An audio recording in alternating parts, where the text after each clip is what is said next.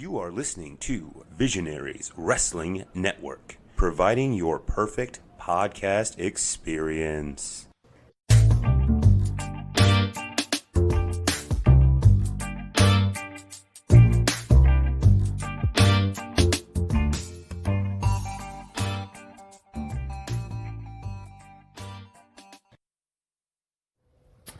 Okay, this is the MGB review of Infinite Pro Last Stand from the Harrington Fire Station on Saturday, November 16th.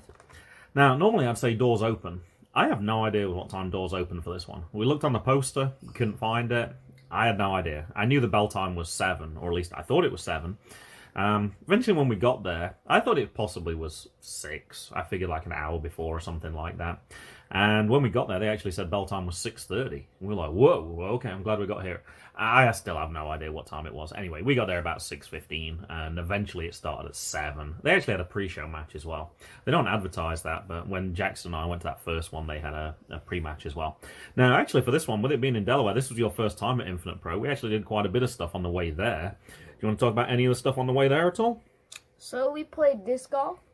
We did, yeah.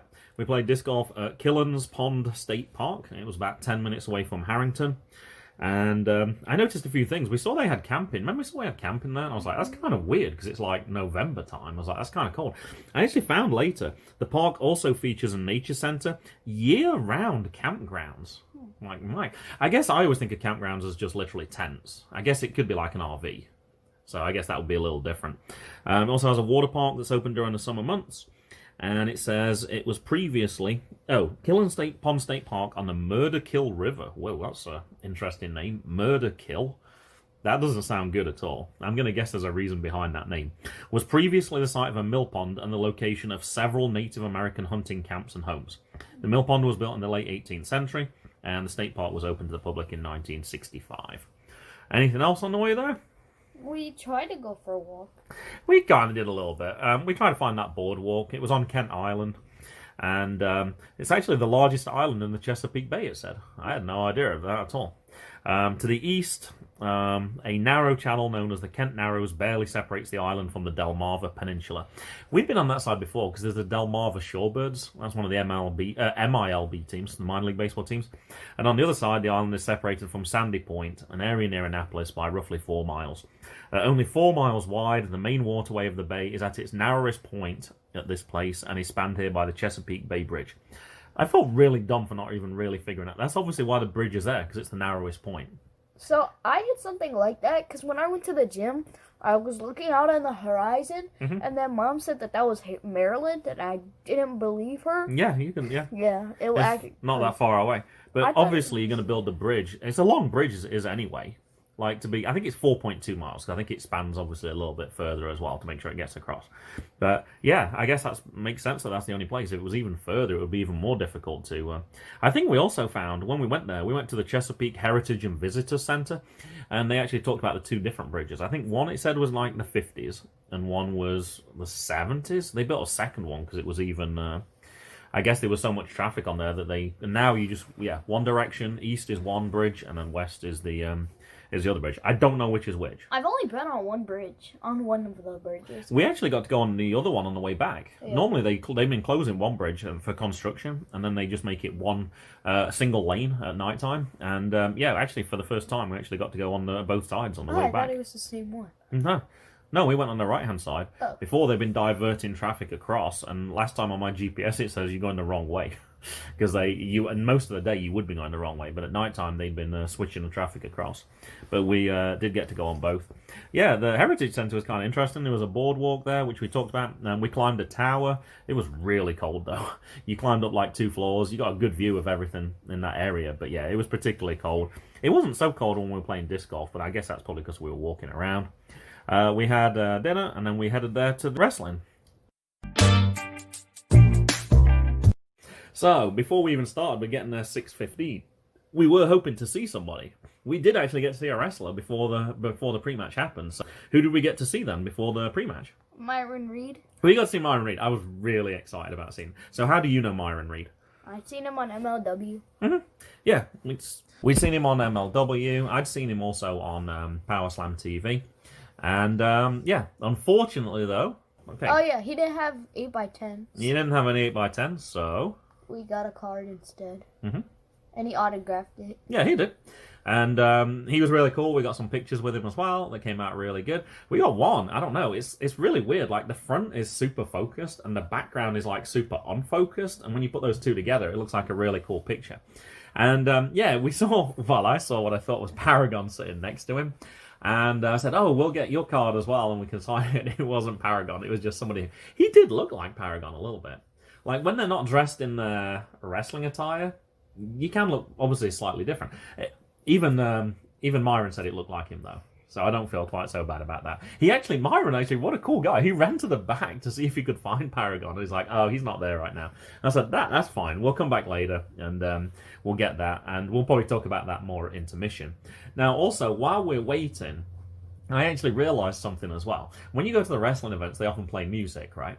I'm thinking of that. I'm trying to think of which wrestling it is. I think it's UEW. They play like the same song 5 times in a row because it was driving you crazy at that one time. We now know, though, why you play music when you're at these events. So we sat right next to the curtain. So Jackson wanted to be there so he could get high fives as the wrestlers came out. What did we hear then? We heard all the matches and stuff, like who were going to face who, and I heard one of the results. You heard one of the results. You also heard exactly, like, this match against this match, you guys got 8 to 10 minutes, you guys got this. And it sounded like there was a bit of a pep talk going on as well. So who do you think was talking? Franco. I think it was Franco as well. And he also mentioned, because we know that he's actually wrestled for, I always forget it, Ohio Valley Wrestling, which is actually not in Ohio at all. I think it's Kentucky, if I remember correctly. So I'd actually seen one of his first match that was on YouTube this week. So he was also talking about that a little bit. I think I also heard him say that he was going to be staying with Infinite Pro for another year, which he actually announced later. So we got like quite a few different spoilers in there. There was a few choice words which we can't mention on this podcast. I don't think Jackson heard anything. He didn't react at all because we kept looking at each other. But yeah, Franco cusses. We talked to him later, but we certainly didn't mention that. So yeah, I'd totally forgotten about that. But yeah, that certainly happened pre-show. All right. And I have for the pre-match the MIllenial Chance Rizer versus Tyler Matrix. And the MIllenial Chance Rizer, you can find him at Chance Rizer. On Twitter, it says, booking inquiries go to chancerizerwrestling@gmail.com. He did mention it was his debut in Delaware, and it was his, obviously, I'm assuming that means it was his debut for Infinite Pro Wrestling as well, although we know that they appear in lots of different states. And they did talk about that, the fact that next year they're going to expand into other states, and I think even into Britain as well, I saw at one point. I know they were trying to get into New York as well. He said it was the first time wrestling at Tyler Matrix, and first time wrestling on a Twitch live stream. I guess you can say last night was lit. Hashtag Millennial Takeover, hashtag not local again. And I got some of his previous matches, I found, Mason, as well. August 2019, he had a 3-way match versus Franco Varga and Wayne Moxie. Now, I don't know Wayne Moxie, but certainly we recognise Franco Varga for that list as well. And in July 2009, he lost to Preston Quinn. So 2 names that we're definitely going to be talking about later. What about the match itself? Go ahead. So the ref goes to check Kaiser. Mm-hmm. And Rizer? No, it's Rizer. Oh, okay. Kaiser's like a German leader. And he said he couldn't touch him because he didn't give him consent to touch him. That was the guy who was the millennial. Yeah. That was pretty funny. What about his opening? What made him the millennial? He came out with a pumpkin spice latte and his phone. Uh-huh. And he was playing on his phone. Yeah. He was obviously taking selfies of himself as well. And, yeah. He actually said that I put some comment on Twitter, and he said he tried something new in his entrance. So I'm kind of curious what he did that was different. I noticed after he'd taken his selfies, he also posed for the ringside camera as well, and kind of got a few shots like that. I really liked his entrance. I thought it was cool. So Rizer, he spits the pumpkin spice latte, and then in his mouth, and then he jumps off the top rope. Tyler kicks out of the pumpkin spice latte, and then Tyler wins with a pile driver. He kicked out of a latte? Pumpkin spice latte. Was that the name of the move? I think so.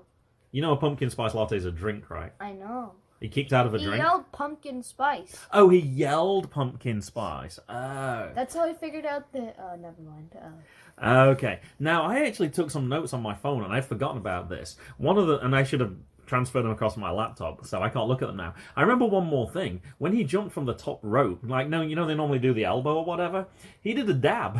Oh, yeah. He did the dab, and it looked absolutely brilliant. And I'd totally forgotten about that until you just mentioned that he dived from like the top. I thought it was a thoroughly entertaining first match, considering this was supposedly just a pre-show. I thought it got the crowd all fired up. Yeah, no, I liked it. I thought these both were good. I just noticed right now it says Tyler Matrix. I'm gonna guess that's no relation to Michaela Matrix. No. Probably not, but So I was going to say that's how I figured out Eric Royal had a face jam. Oh, Or whatever you want to call it. You got to get that in at least once an episode, right? All right, afterwards, Tyler Matrix on Twitter, striving for balance and failing miserably. He joined Twitter on January 6th of this year. He posted 2 tweets. On January 7th, he posted 1 tweet, and that was it. He only has 3 tweets. I followed him, and then I was like, why on earth did I just follow? It was a total waste of time. How can you give up on Twitter that quickly? So I read one of his tweets out, and yeah, that was it. I have no idea. That makes no sense to me at all, why you would suddenly do that. I think he's probably on Facebook, but yeah, he certainly didn't. Or Instagram or Snapchat. He could be. He could be. We keep finding people who are rarely on Twitter. That might be one of the winners, though. You joined on January 6th, and then you posted on January 7th, and then you quit after 1 day. All right, match 2 was Paragon versus Jake Hollister versus Bad Bad Banks versus Chris Rex versus Chris Moore. Now, I couldn't find anything on Chris Moore at all to begin with, except for a Chris Moore who wrestles in Indiana and Michigan. And he was actually from Detroit, Michigan. So I was like, well, that kind of makes sense. And didn't notice anything. Anyway, I looked for a second time, tried Googling things, and he came up again. And then I suddenly realized this is the right Chris Moore. September, the WTF tag team titles, the Tribunal, which I'm assuming is a tag team you've not heard of, though, Mason. Chris Moore and Paragon defeat the Awesome Odyssey. October, for the same tag team group, the Tribunal, that's Chris Moore and Paragon again, defeat the Big Mother Truckers. Whoa! I think we know somebody else who uses that phrase. Mac Buckler, exactly. So we've got a couple of people who use that name, the Big Mother Truckers. But anyway, and also in November, Chris Moore and Paragon defeated the Big Mother Truckers again by DQ on this one. So that's obviously how I'm going to guess Chris Moore got brought into this organization, even though he wrestles mainly in Michigan and Indiana. Obviously, as he knows Paragon, I'm going to guess Paragon got him brought into Infinite Pro. That would be my guess for this one. And we know the 3 Mother Duckers. I guess so. I guess we do, yes. That's certainly true as well. I can't argue about that. All right, what do you have for this match? So it's a 5-way elimination, and this was the match that I heard the finish for. And oh, you did? You told me this before it even... Because I didn't hear that, because I thought that was the thing that we'd actually missed. But no, you were right. You called this one. And then Chris, they dominate Paragon. I mean, Bad Bad Banks and Chris, they team up on Paragon. And then Jake and Banks team... And Chris kicks out after 3, but they still said it was 2. It was weird because the ref, normally you'd like lift your hand up and then you'd hit it down for 1. He put his hand down and then lifted it up and went 1. So you heard it hit twice, but it was only a count of 1. That was a really strange way of counting. So that was kind of confusing. You could see why wrestlers would be upset. It's kind of a good move for a heel ref, actually, because that's confusing. That's confusing to everybody, even though you can hear it, because you do listen to the counts, because you can't always hear the voice, but you can definitely hear the ring being hit. So, yeah, that was kind of a weird one. So, there was a huge jumping elbow by Bad Bad Banks, and Chris, he comes back in right when he's about to pin Bad Bad Banks, and then he clotheslines Paragon right when he's about to pin Bad Bad Banks for a 3, and Chris, his head bangs on the floor, during the suicide dive. Yeah. And then his face rammed against the barricades, and then it made a dent in the wall. Yeah, those barricades kind of got pushed sideways, and because Jay's theory is, I don't mind sitting on the front as long as there's barricades. Luckily, he was sat on the far side at this point because the barricades got pushed. He probably got pushed into him, and the end of it got sort of pushed along like a train, and it got jammed straight into the wall, and it left a big hole. Yeah, yeah. And I was looking at the wall, and then the finish ended. You missed the finish because you were looking at a hole in the wall. Because the thing I remember about this one is actually Jake Hollister came in second, and he just laid down on the floor. He just kind of laid against the ring post. He was just chilling there. And I think I posted something like, I was like, uh-oh, Jake Hollister looks pretty tired for this one. And I think he responded, is like, nope, just don't want to be in Delaware. I thought that was pretty funny. I was looking at the fire people, and the owner were taking pictures of the wall. They were, and I saw the owner was taking pictures as well. Oh, that was one other thing we forgot for the intro as well. The owner came over because he said to us, he asked me because I was the closest to him at the time. He's like, so you have a podcast? I was like, not me. I was like, this guy, and pointed to you. So yeah, we talked to him for a little bit, and we mentioned the fact that we'd actually been in the whole day. He actually gave us a recommendation for next time we go as well. Mm-hmm. There's that air museum or something, which we should probably gone to this time because it was kind of cold. We probably should have done an inside activity. So yeah, we talked to him for a little bit, but I like that. It does remind me of EWA, how like the owners they're very present. You see them walking around a lot. They'll come and talk to different fans, and yeah, that was really cool to talk to him. All right, match 3. I believe is, and I didn't write it down, I think it's Franco Varga versus, is it C.W. Anderson? C.W. Anderson, okay. I always want to say E.W. because it's E.C.W. Correct, that's why I kind of think that one. Now, Franco we knew was going to be in Ohio Valley Wrestling because we'd seen it the previous week. So I don't think we know too much about it, so I did research them a little bit. So the OVW website, it says, this is a place where the newest rookies of pro wrestling and other top talent from across the country and future WWE/TNA superstars come to learn the ropes. I'm not quite sure how old this introduction is. It's not been called TNA for quite a while now, but anyway. Learn the ropes of the squared circle before heading to the world stage. You can have a chance to see the stars before they are stars. OVW's previous owner, Danny Davis, had a hand in the training of John Cena, Randy Orton, Brock Lesnar, CM Punk, and Mickie James.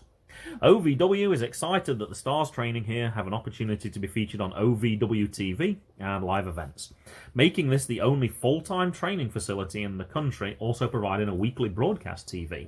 Now, I got to check with this one as well. Mayday actually put out a list of all the weekly television shows that you can watch that are free. Actually not necessarily free. They're available each week, so you can go watch them. So if you were looking for a particular day, you could go find, say, like today's Friday as we're recording. You could go and look. Obviously, we know SmackDown's on, but you could look to see what else is on. I'm not sure he had OVW, actually. I'm going to have to look for finding that one as well. So, if I was the owner, I would have changed it to WWE and AEW. You changed what? Instead of saying WWE and TNA, oh, okay. I would say WWE and AEW. None of those people are on AEW, though. Oh. Well, I would change it to, like... Oh, well, yeah, you could just say Impact. Well, I guess that's what it's known by now. TheWrap.com, March 2019. Ohio Valley Wrestling used to be WWE's developmental and training territory. It's in Louisville, Kentucky.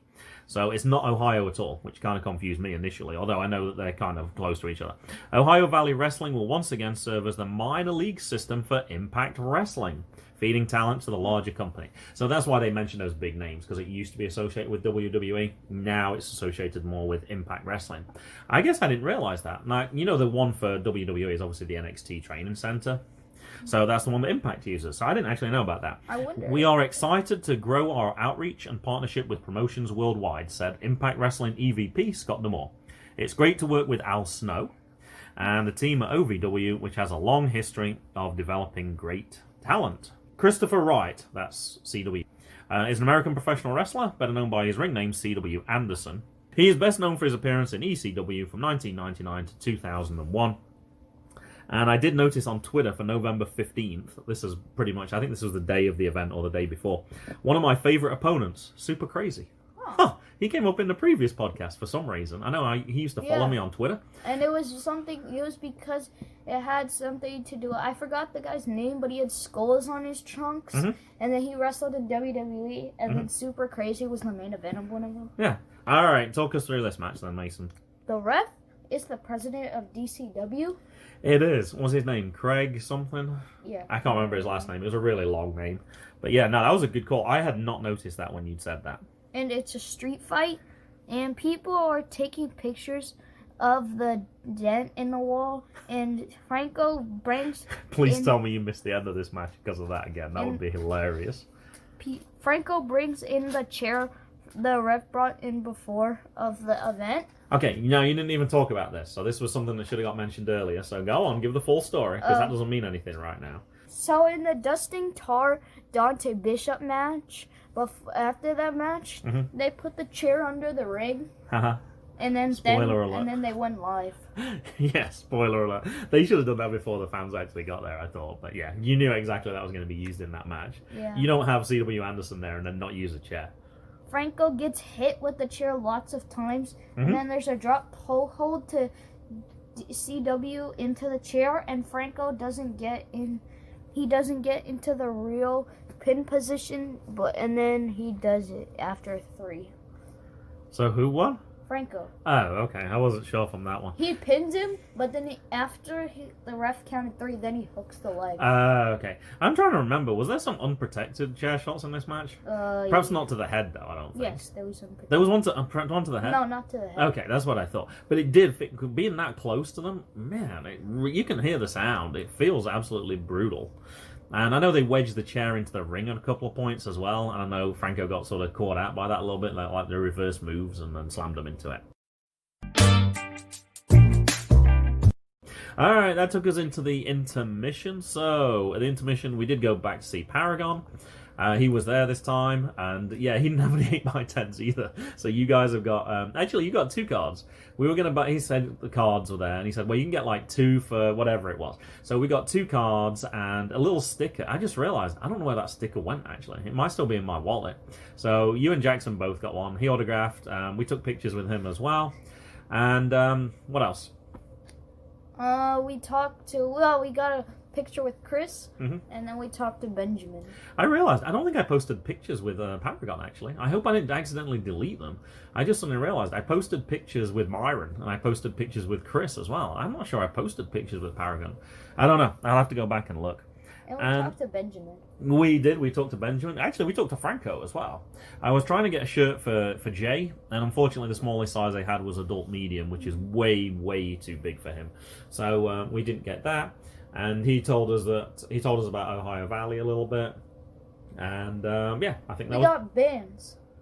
We got what? We got wristbands. Oh, we did. We got wristbands, yes. We got wristbands that say Infinite Pro. They're way too tight for me. They're probably way too loose for Jay. I don't know. They're probably about perfect for you. Good. They were good for him, but they were still... it was hard to get them off my hands. Like, I had to squeeze my hand really tight to get them off. Yeah, I'm sure they're for kids, not for adults. But I wore one. I was like, I'm going to recommend Infinite Pro. I'm going to promote Infinite Pro. I was wearing my Infinite Pro shirt, which was kind of good because I actually forgot to wear my independent wrestling shirt. Because I normally wear the indie, and you wear the wrestling. I don't know what happened. I don't know how I left mine at home. But yeah, I was certainly wearing that one. I didn't have anything for MLW, or else I would have worn that with Myron being there. And I think that was pretty much it. Yeah, I think we just went back to our seats.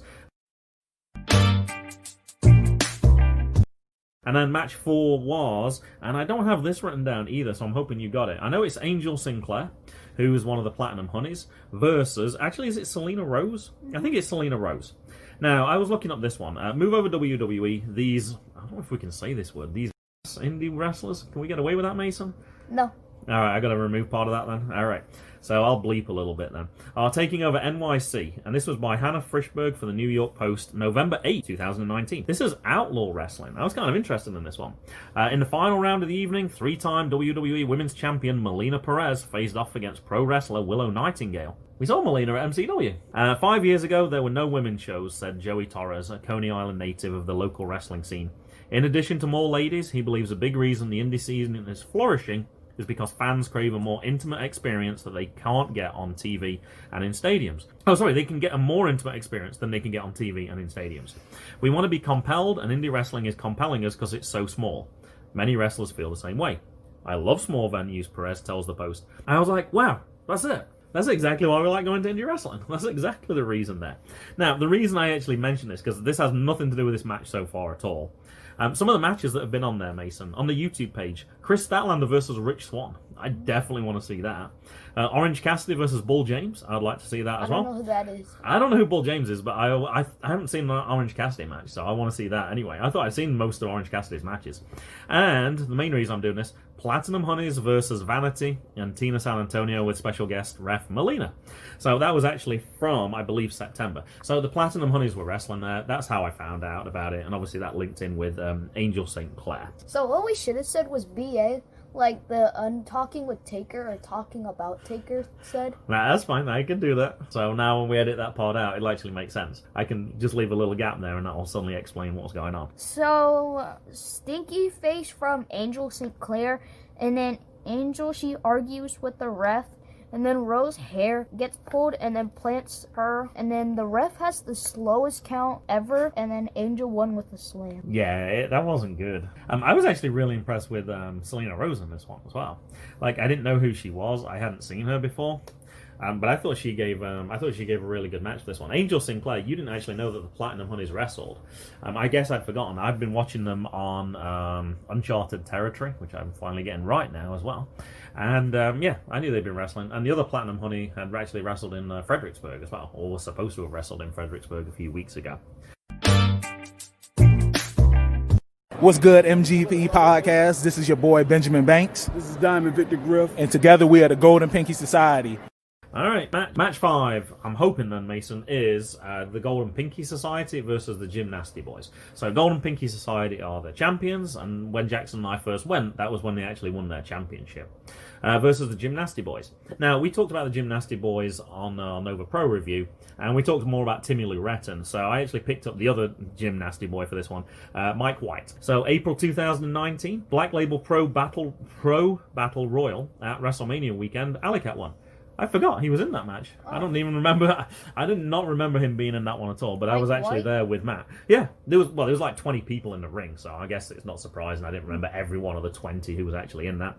And what about this one, Mason? March 2019, the CZW Trifecta Elimination. Charlie Tiger and Ellis Taylor versus the Gymnasty Boys. I know you love CZW, and I know you love your hardcore wrestling. So whenever I see CZW, I always look it up. Now, I found Mike White on Twitter, and he actually tweeted about the Ohio Wrestling Alliance. And when I clicked on that to find out what it was, the first thing that came up was Charlie Cruel. Now, I don't think that name's going to mean as much to you as it means to me. And it was actually wishing her happy birthday. Now, the reason it was relevant to me was the only match with women in this one was the Platinum Honey and Salina Rose. And I was trying to think, I was like, oh, who were the other women wrestlers who were at Infinite Pro? Because one of them I really thought was brilliant. Charlie Cruel was that person.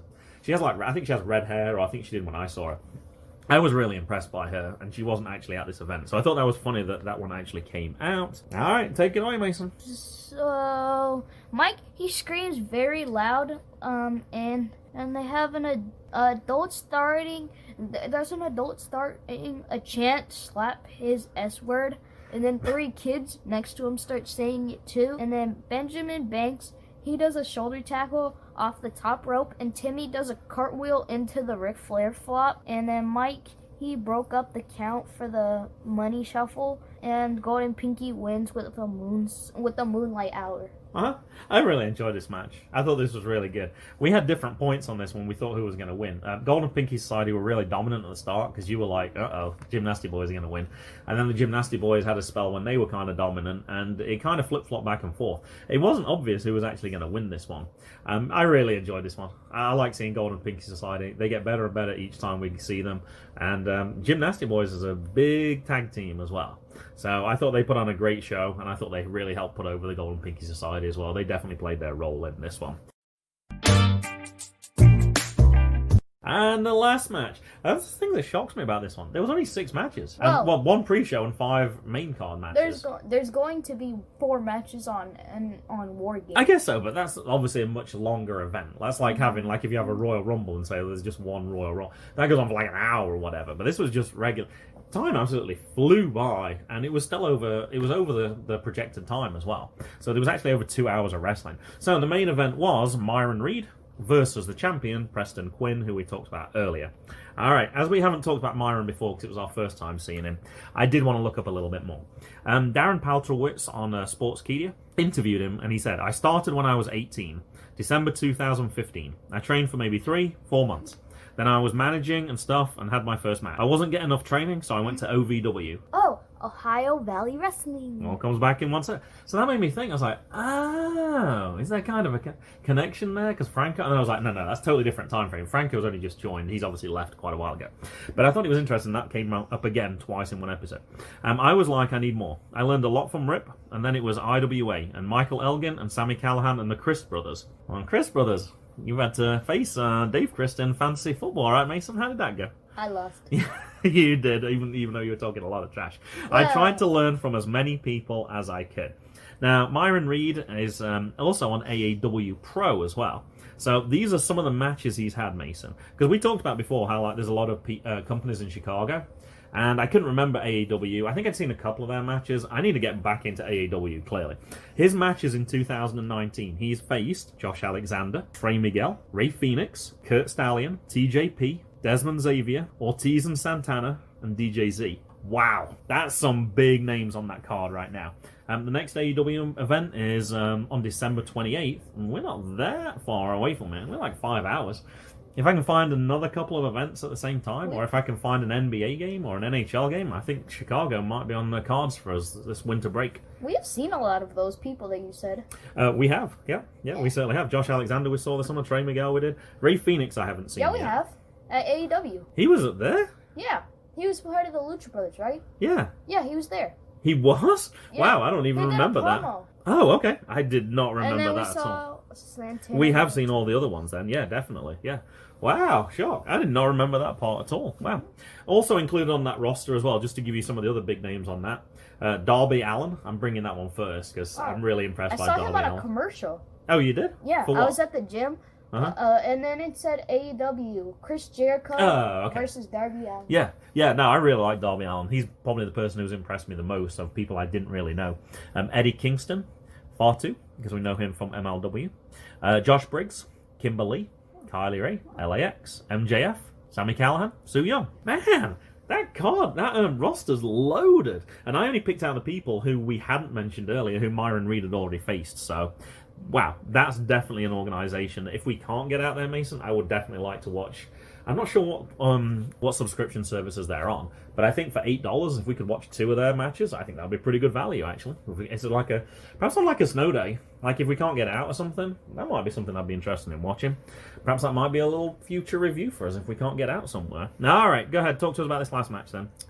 Sure, you had a lot, because Myron Reed's really cool, right? He did a lot of stuff. And we know that Preston Quinn was the champion, so you probably got a lot for this one. So go ahead, I've built you up a lot now. Go ahead, take it away. So, Myron, he just got to stand tall for 3 minutes, and then he did a kick flip. Oh, why? Oh, because you're not going to explain why? They were just trash talking. Who was trash talking? Preston Quinn and Myron Reed. He wasn't trash talking with Myron Reed. Were you even at this event? Yeah. He was trash talking with all the fans. Oh, yeah. He was shouting over the sides, and he was calling him out. He's like, one guy's like, yeah, carry on saying that, I'm going to knock the last tooth out of your mouth. Or to one other guy, one of them called him fat or something. He's like, yeah, you say that again, I'm going to knock 30 pounds off you. He was talking trash. He's a great heel. I didn't really get to see that when I first saw him in the summer, when he took the title off Franco, because basically Franco had already had a match, and then the owner made him do a second match, and then Preston Quinn cheated. As he handed over his robe, he did like a low blow, and the ref didn't see it, and then he won, and then that was it. He was out of there, so I didn't get to see all that. Yeah. All right, so you missed one important thing. No, all right, no. let's see how much else you missed. Well, that was because this was like a week ago, and I had 4 tests today. I think it's a week ago for me, right? Yeah. And I don't have any notes on this match at all. They're all on my phone, and I'm using the phone to record. But... Well, I've had. And I'm old as well. Well, if you're going to complain about that, I'm old, so I forget had things. 4 tests today. Oh no, I did too, but I only had to collect them in. Yeah, you didn't have to do them. But he did a kick flip 4 times, and it's easier wrestling for Myron because he doesn't have to wrestle with a piece of tape over his mouth. And then Preston, he slaps the ref. All right, for people who don't watch MLW, do you want to explain that? I don't think everyone watches MLW. He's part of Justice, and then Injustice. Injustice, and he has a piece of tape over his mouth that says Justice. So Preston slaps the ref, and then Myron, he drop kicks Preston. A new ref comes in, and then there's a 3 count, and then Craig, the ref that got slapped, says it's a DQ, so Preston retains. Now, we actually said on this one, because we said there's no way that Myron Reed's going to win this, because he's going to be those one. He's going to be like Chris Masters. He's coming in for one event, you won't see him, he's going to lose, and then he'll go, and we won't see him again. And actually, towards the end of this match, I was like, I think Myron can win this. I actually think Myron can win this. And when he actually won, I went crazy. I was like, oh my god, he's won. I was like, I actually said to you, I said, this is going to be like Cheeseburger at Crowd Wrestling. Because we didn't think Cheeseburger was going to win either. And he won, and then, well, that means he's coming back. So I'm like, great, Myron Reed's coming back. We can get to see him for a second time. Because I thought his match was really good. He's really entertaining. And then they switched it out. But I think they said afterwards he does get a rematch, right? Yeah. So he is coming back. We might get to see him. Where? Well, it's in multiple states. Oh, I see. Oh, yeah. So it could be in Ohio, or it could be somewhere else. Yeah, I guess we might not get to see it, but we'd certainly watch it on TV if it wasn't anyway. We started leaving, and then Franco comes out, and then he talks about his contract, but he actually doesn't sign it yet. Mm-hmm. But we already. Yeah, he said Ohio Valley has let him come back to Impact if he wants. Impact lets him come back to Infinite Pro if he wants to, but he's not sure whether he should sign or not. I was hamming it up on this. I was like, "Go on, sign! Go on, Franco, sign it!" I was really, because we already knew he was going to sign it anyway. But what else happened during that? Franco gave the owner a low blow. He did. Yeah, he gave him a low blow. And then Jackson walked away booing Franco. Oh, I forgot that as well. On that Franco match, he was coming around. He went to the other side of the ring, because normally they came to our side first, but this guy went around counterclockwise. And he came and gave high fives. He got halfway around. Jackson's there with his hand out. Didn't get a high five from him. He went back into the ring, and he was booing Franco in that match. I thought that was hilarious. I didn't film Jay. I remembered one more thing that Jay did that was hilarious. Like, all the other kids, like, when they get a high five, they're like, yeah, this is so cool. They're, like, super happy. Jay has, like, no expression on his face at all. He gets a high five, and then he just walks straight back to you. No expression on his face at all. Totally no-sold it. Like, even if it was, like, the coolest person giving him a high five, totally no-sold it at all. I never managed to get it on video, because we actually switched seats at one point, and then I couldn't quite get the angle on my phone. But I thought that was pretty funny. After the match, Showday Dave, that's at Infinite CEO. That's the guy who came and talked to us at the start. No words can express the level of gratitude. Thank you for all your blood, sweat, and tears. Tears, especially me, after the last segment, for reasons that you just gave. Now, I missed one more thing, actually, on this one. I was actually hoping we might get an even better match for this one. You know ACH? The guy who was done with WWE and then left. After he left, he actually tweeted something on Friday, November 15th. He says, my wish list of people I want to face. Jonathan Gresham, obviously a big name. Darius Lockhart, AJ Gray, Myron Reed, and Desmond Xavier. And I actually tagged Infinite Pro. I was like, I hope Infinite Pro sees this and does something absolutely crazy. Be interesting if they could set up a match like that. He wants to face Myron Reed. That would be a huge signing if they could manage to get a match like that. I don't know. The problem with that might be if you had two big stars together like that. That might be really expensive. You kind of want to split them up. And then you had the Gymnasty Boys and the Angel Sinclair. They had big names. Yeah. Like I said, we only paid $5 each for these seats, and that was why I snapped them up quickly, because I was like, I'm paying that. And then we found out then we found out that Primetime Pro had an event on the same day, and their cheapest seat's $20, and that's not to stand actually. The cheapest seat's $25, so that was clear actually. And even if it hadn't bought them ahead of time, I might still have gone with this one, because I really wanted to see Myron Reed. Not that the Primetime Pro match wasn't really good. Their card looked stacked as well, but for value for money, it was absolutely perfect. So I was kind of happy that we did that. Also, there was a WWE event in DC as well. And I actually just mentioned on Good Cop, Bad Cop. I haven't heard anybody tweeting about it. I don't know anything about that event. I'm guessing it wasn't very good. Nobody on Twitter mentioned it. Was it a house? I don't know what it was. I didn't think it was a house show. And perhaps that's why it didn't get mentioned. Perhaps even when that happens, though, you normally sort of see like hashtag DC Live or WWE Live or WWE DC or something. I didn't see anything. Even my co-worker who went to school didn't even talk to me about it. Because he mentioned, he's like, oh, I got tickets for this. He's like, they were kind of cheap or whatever. Never talked to me. I wonder if it got cancelled like Buffalo. It didn't get cancelled. But I don't know. It was kind of weird that happened. So what happened to the one in Buffalo? I don't know. Oh. I don't know that story, so I'm not sure. I don't know anything about that one at all. It was at Infinite Pro. You said that they were... Oh, that wasn't Buffalo. Oh. No, that was Columbus. Oh, never mind. Oh, no wonder I didn't know what you were talking about. Don't know. They said there was a problem with the venue. Could be like NEW. Remember they switched the venue on the day of the event? Yeah. So it could be just something like that. Sometimes they overbook things, and yeah, it's just one of those things that happens. Oh, that same thing happened today at school. So 2 people booked this computer cart at the same time. It happens, and then you just got to find some way around it. Sometimes you can't, and you just have to cancel what you're doing. One person has to go without. So it was called The Last Stand, because obviously this is the last event, certainly in Harrington. They're all doing some TV tapings, actually, I believe, as we're recorded, Mason. Unfortunately, there's no way we can make it to Yorktown on a Friday, because traffic is far too bad. So we didn't get to go to that one. But I believe they're also doing now on YouTube. They're releasing it like once a week. Actually, it's on Twitch. I'm sorry. It's on Twitch. That's why I got the t-shirt that said Twitch for that. And that was the last thing. As we left, I know that Jackson amazingly managed to stay up to see the Bay Bridge. He was really adamant he wanted to see it in the dark, and he did it. I don't know how he managed to stay up for another 50 minutes, because it was about 10:20, I think it was, by the time we got over the bridge.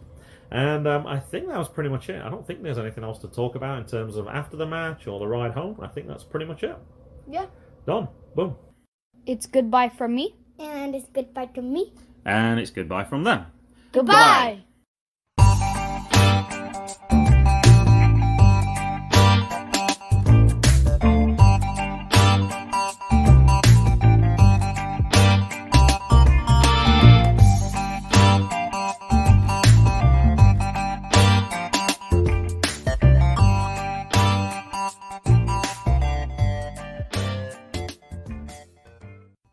The music was Zigzag by Kevin MacLeod at incompetech.com. Licensed under Creative Commons by Attribution 3.0.